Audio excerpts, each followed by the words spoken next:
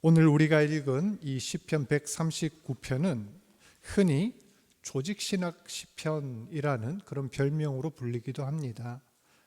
이 시는 하나님의 전지전능하심 그리고 무소부재하심, 창조자 하나님의 섭리와 사랑에 대한 감탄과 찬양이 잘 나타난 그런 시편이라고 할 수 있습니다.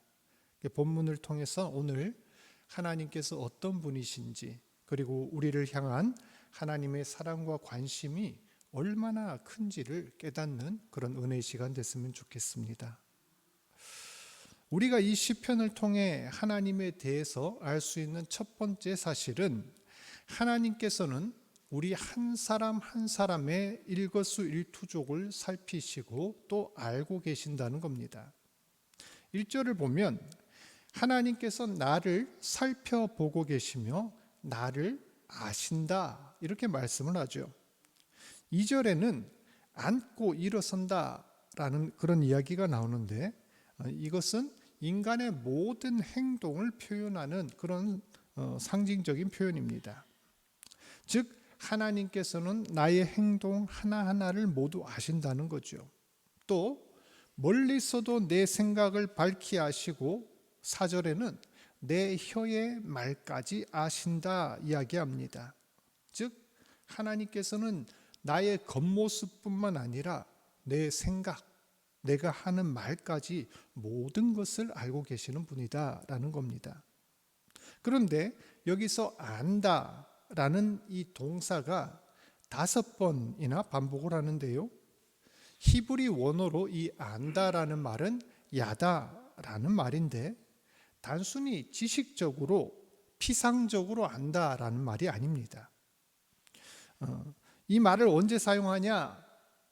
남녀가 결혼하기 전에는 서로를 안다라고 해도 제대로 아는 것이 아니지 않습니까? 결혼하고 나서 한 몸이 되고 또 같이 살아야 서로를 속속들이 압니다. 이럴 때 야다라는 말을 쓴다는 거죠. 또 전쟁을 할 때 눈앞에 적군이 몇 명 있는지, 어떤 무기를 들고 있는지 보는 것만으로 아는 게 아니라 한바탕 실제로 칼과 창을 부딪힌 다음 이 군대가 얼마나 센지, 얼마나 용감한지 몸으로 느낀 다음에 하는 말이 바로 이 야다라는 말입니다. 한마디로 여기서 안다, 야다라는 말은 상대방을 속속들이 실제적으로 깊이 있게 안다라는 그런 의미입니다. 하나님께서는 우리를 아시되 이름만 아는 게 아니라, 겉모습만 대충 아시는 게 아니라 인격적으로 우리의 가장 깊은 곳까지 모두 알고 계신 분이다 라는 그런 말씀입니다. 여러분 한번 생각해 보십시오. 여러분이 가장 잘 아는 사람을, 여러분을 가장 잘 아는 사람이 누구입니까? 여러분의 부모님, 부부 또는 친구 등이 있을 것입니다. 하지만 우리와 가장 가까이 있는 사람, 가장 절친한 사람도 나의 모든 것을 알지는 못합니다. 내가 무슨 생각을 하는지, 나의 마음에 있는 염려와 근심이 무엇인지, 왜 화가 났는지, 내 몸 상태가 좋은지 안 좋은지, 사람은 모든 것을 알 방도가 없습니다. 심지어 내가 나를 모를 때도 있습니다. 하지만 하나님께서는 우리 눈앞에 보이지 않아도, 마치 멀리 계신 것 같아도 사실은 나를 속속들이 알고 계신다는 것입니다. 내 마음의 소원을 아시고 우리의 아픔과 슬픔을 아십니다. 세상 사람 누구도 알아주지 않아도 나의 내면을 알고 계시는 분은 주님이십니다. 그런데 이것이 우리에게 큰 위로와 힘이 되는 이유는, 단순히 하나님께서 나를 알아주신다, 이거 하나 때문은 아닙니다. 하나님께서는 우리 모든 것을 아실 뿐더러 우리의 모든 필요와 소원을 듣고 계시고, 모든 문제와 어려움을 해결할 능력까지도 있는 전능하신 하나님이시기 때문입니다. 여러분, 상대방의 요구를 아는 것도 참 어려운 일이지만 그 요구를 해결해 주는 것은 비교할 수 없이 힘들고 어려운 일입니다. 부모조차도 사랑하는 자녀의 소원과 아픔을 알 수는 있지만 대신해 줄 수 없고 해결해 줄 수 없을 때가 얼마나 많습니까? 그런데 하나님은 다릅니다. 그분은 우리의 필요와 어려움을 무엇이든 해결해 주실 수 있는 전능하신 하나님이신 줄 믿으시길 바랍니다. 이러한 하나님께서 우리를 알고 계시고 또 우리를 보살피신다라는 것은 정말 큰 위로와 힘이 됩니다. 사랑하는 성도 여러분, 우리의 작은 몸짓, 작은 신음까지 하나하나 다 헤아려 주시며 그것을 해결해 주시는 하나님이 계십니다. 하나님을 의지하시기 바랍니다. 하나님께 전심으로 호소하고 기도하시길 바랍니다. 하나님은 우리의 모든 것을 알고 계십니다.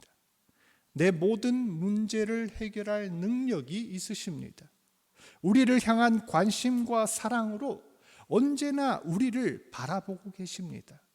이 하나님을 굳게 신뢰함으로 위로와 평안을 얻으시길 바랍니다. 둘째로, 하나님께서는 내가 어디에 있든 어디로 가든 나와 함께 하시는 하나님이란 사실입니다. 7절에서 다윗은 내가 주의 영을 떠나 어디로 가며 주의 앞에서 어디로 피하리까 말씀합니다. 이 말의 의미를 보다 정확하게 알기 위해서는 여기서 언급하는 두 가지 용어를 우리는 알아야 합니다. 우선 다윗은 주의 영이라는 표현을 사용하는데 원문에서 이것을 루아흐라고 이야기를 합니다. 근데 이 루아흐, 주의 영이 뭐냐면 바람 혹은 호흡을 가리키는 말입니다. 여기서 이 시의 저자인 다윗이 호흡 또는 바람이란 말을 사용한 이유는 세상 어디를 가도 그곳에 공기가 있는 것처럼 하나님께서도 우리 가운데 계신다라는 사실을 표현하고자 한 것입니다. 또 주의 앞이란 말이 있는데 이 주의 앞이란 말은 원래 하나님의 얼굴을 뜻합니다. 민수기 6장 25절에 보면 여호와는 그 얼굴로 네게 비추사 은혜 베푸시기를 원하며 라고 하는데 그 얼굴이 바로 주의 앞입니다. 이스라엘 백성들은 하나님의 얼굴을 종종 해와 같은 개념으로 사용하였습니다.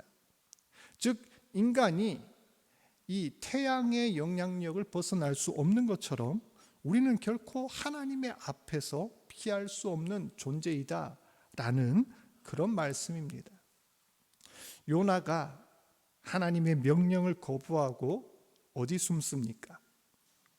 다시스로 가는 그 배에 선창 깊숙이 숨어서 잠이 들었습니다. 요나가 다시스로 간 것은 그곳이 땅끝이니까 하나님이 안 계시겠지, 배 밑창에 숨으면 날 못 보시겠지, 잠자고 있으면 하나님 생각이 안 나겠지, 이런 어리석은 생각 때문에 그랬습니다. 불순종하고 죄를 지은 인간의 특징이 뭔지 아십니까? 그것은 자꾸 숨는다는 겁니다. 하나님이 생각나지 않는 곳으로, 하나님의 눈이 미치지 않는 곳으로 자꾸 피하고 숨으려 듭니다. 선악과를 먹은 아담과 하와 역시 하나님의 얼굴을 피해 동산 나무 사이에 숨습니다. 그리고 한 뼘도 안 되는 무화과 나무 잎으로 자기 치부를 가리려고 합니다. 하지만 하나님의 눈을 피할 방법은 없습니다. 하나님으로부터 도망갈 곳은 없습니다. 하나님은 어디에나 계시기 때문입니다. 그렇습니다. 인간은 하나님의 눈을 피할 수 없는 존재입니다.